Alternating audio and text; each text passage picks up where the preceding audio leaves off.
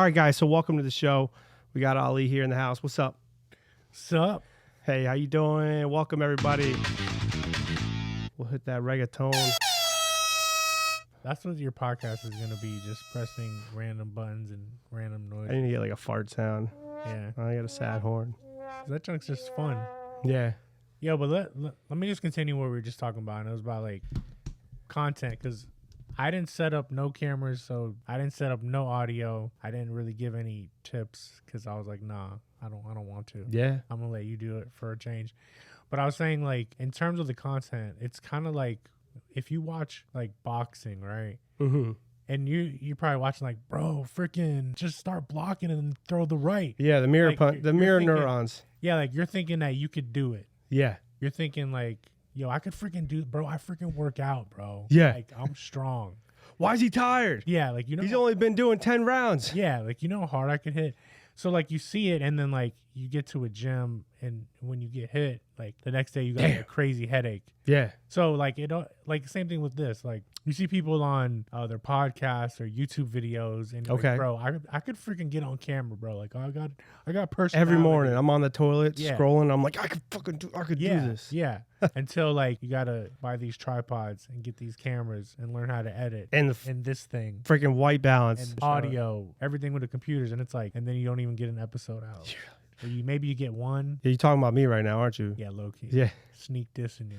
I've recorded maybe like 8 hours worth of crap. Really? I don't know, probably just randomly. Every time I have someone in here, we kind of just sit here and talk on it. All right, so we started this off. You spoke a little bit about, you know, I guess the feelings a lot of us get. We want to get into content. We're excited about it. We probably have some really good things to say. Yeah. We're willing to buy the crap, right? We start buying some crap, and then, like, you know, we watch some videos on how to use a camera. We learn all the settings. We put it down for a few weeks, right? And then we got to learn it again. How do you get over it, right? Like, I have to relearn how to edit video and do stuff every single time, you know? And so how do you get over that hump, Okay. you know? Look, you gotta hire somebody to do it. Yeah. But I kind of do think that, because then it's actually going to get done. And I think part of like what me and other creators provide, it's like, it's a convenience factor, bro. Like I get it because it can be really expensive, but like if you got the money and you don't want to do it and you want to leave it to someone who's good at it, like why not do it? You have to concentrate on mortgage junk stuff. Sure. Like, Mortgage or whatever. Yeah. Like whatever somebody's doing, like you got to concentrate on that. And you just think it's going to be fun on camera. Like this chunk's a lot, man. If you really want to present yourself in a really professional way, you should probably bring someone on. Or yeah, you learn a little bit, but you keep it super simple for you. Like I think even what you have is like maxed out. Like this is a lot. Like I told you, I don't even know how to use this thing. Yeah. But you do, so that's good. But like I He's would have talking like about- a simple setup, simple whatever, and then write down a million ideas, and then you have to shoot them all.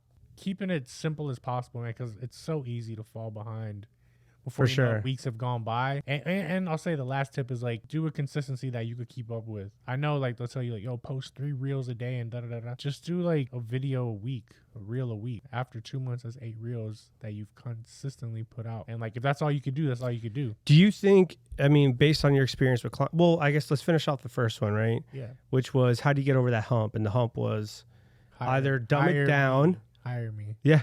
Hire the pro, Low key. right? Or dumb it down to get yourself some filler, like kind of like how we started, right? You hire for what you hire for, Yeah. but then you have your filler in between Yeah. with what you can do and For what you sure. can manage, right? Yeah.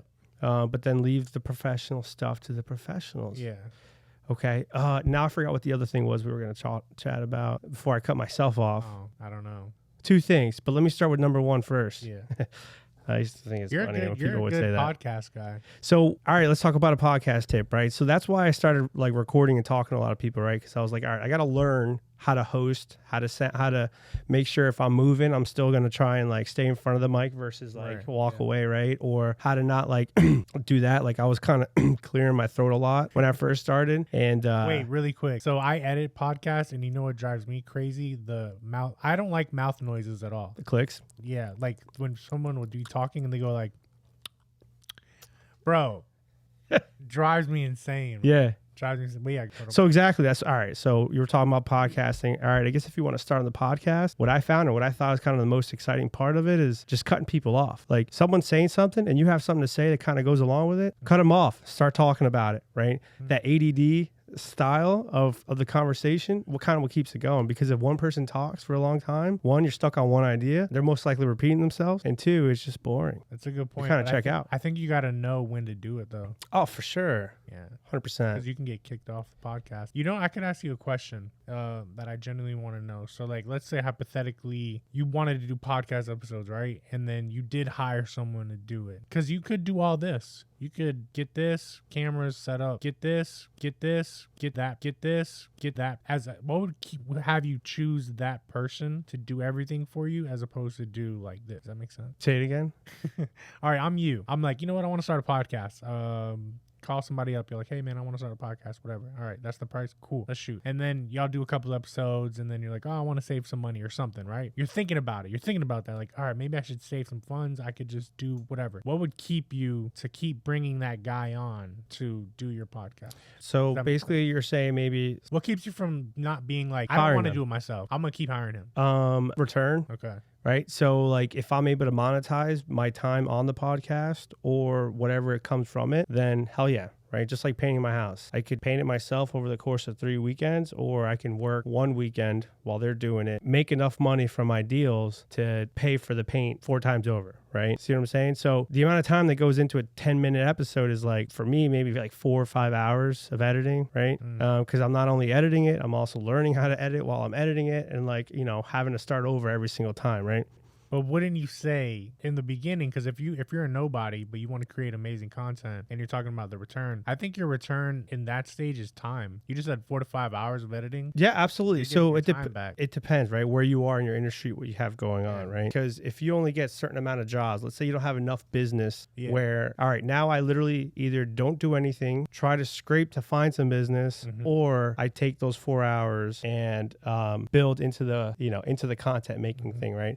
So anyway, what I was getting at is, if I was getting the return on the time, right, no matter what it is, whether it's for deals or whatever it was, then I would obviously keep them on to continue distributing and editing my content. But it's not really the content that I'm looking for on the return as well, right? In a sense it is, but it's mainly like the time, right? Everyone wants to be on podcasts. Everyone wants to be on content. Everyone wants to be doing these things. And I don't necessarily need to make money off of my content, but if I now have a 10 or 30-minute meeting with somebody that's very important that I can get and do business with over the course of that podcast recording session, and then give them a piece of content to use, that may lead to a deal 10 times faster than the actual video that we shot. Does that make sense? Yeah. There's always going to be like a million variables like that. Yeah. So it's not always like you may not, like, let's think of it. What's an industry, maybe you're shooting for right now, or you've been getting hit up a lot, like people in a specific industry. I mean, like the hair. That's one of my big clients, hair industry. Hair. All right. Let's say you own the hair salon, right? And if you want to bring on other hairstylists who then bring on their own book of business, right?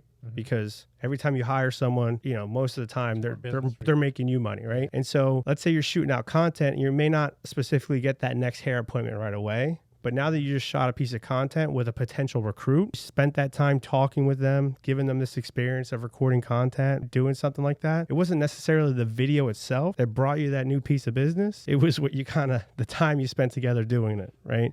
And so that's what I was just saying. It was just trying to get creative with other ways of looking where my return can come from by creating content, is that it's not only just for myself, but it's also just now I have how many lunch meetings can we have with people, right?